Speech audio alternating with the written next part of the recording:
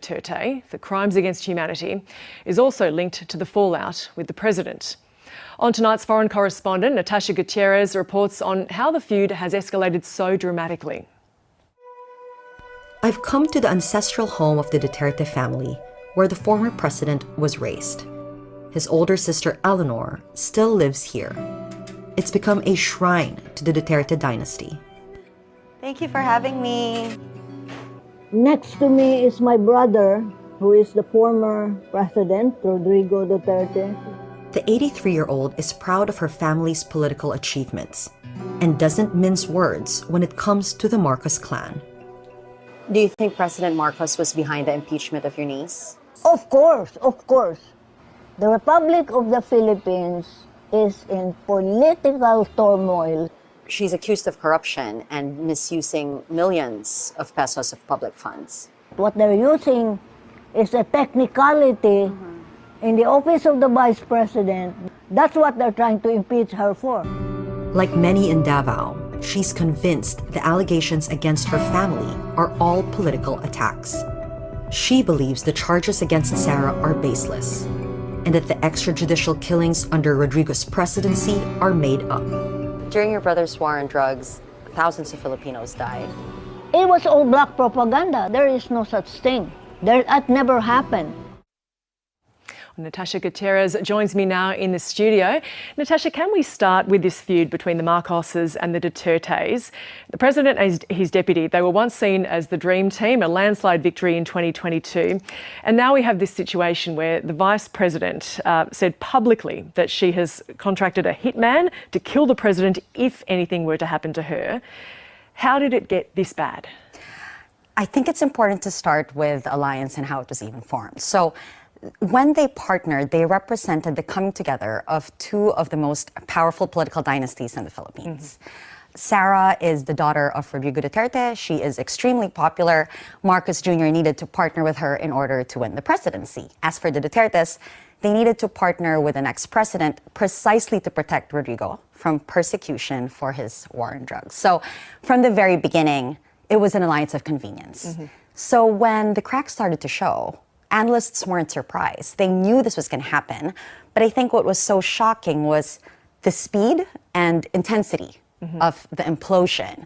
You had accusations of the president being a drug addict and the first lady saying she didn't like the vice president. And ultimately, this Facebook Live wherein Sara then said that she was going to hire a hitman to kill the president. So it's absolutely spectacular, but at the core of it is a fight for power. Both political dynasties are eyeing the 2028 presidency. So while they partnered for convenience initially, now each one wants to field their own candidate in 2028, and that's the core of this feud. Now, the Dutertes have an entrenched political dynasty. The feud with the Marcoses is causing them problems, though.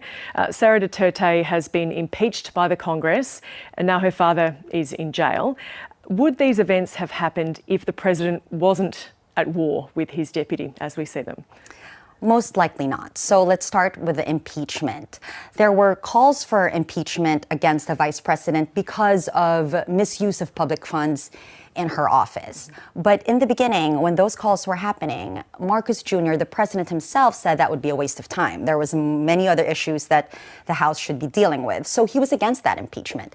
But as the feud escalated, our sources told us that he gave the go signal and Congress moved and impeached the vice president. And so now she will stand trial at the Senate. And if she's convicted, she could be ousted from ever holding public office. With the arrest of Rodrigo, when they were allies, Marcos himself said he would block the ICC from investigating the drug war in the Philippines, obviously to protect Rodrigo.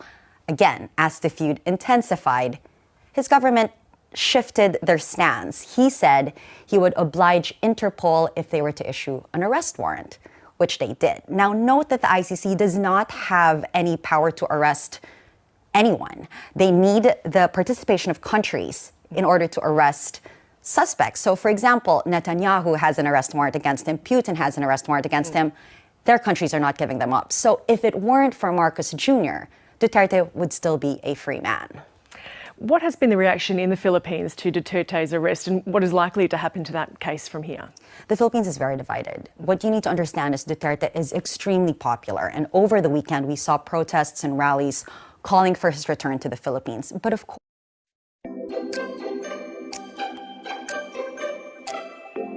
of those killed in the drug war, this is a day they never thought they would see. There is deep impunity in the Philippines precisely because of these political dynasties who protect each other. That's why they want to also stay in power, so they are not held accountable. So it's a very divided country right now, and we only can wait and see to see what will happen at The Hague, where Duterte currently is.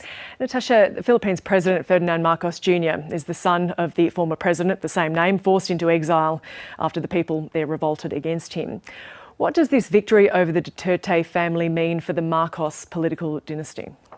He was the son of a former dictator. So can you believe that 40 years after he was ousted, his son is now in power? What does that mean? Currently, it seems that the Marcoses have an upper hand, but the Dutertes will not take this sitting down. Sara Duterte has already hinted at running for president in 2028. If she survives the impeachment, she could very well win. Rodrigo Duterte, we just learned from the Commission of Elections in the Philippines that he is still eligible to run for mayor, even as he is at The Hague. That's the midterm elections in May. If he wins, that will show you that the Dutertes are not going away anytime soon. So for now, the Marcoses do have the upper hand, but the midterm elections in May, I think, will be a great test to the power of both dynasties. Natasha Gutierrez, thank you for joining. He's blocking my way. He is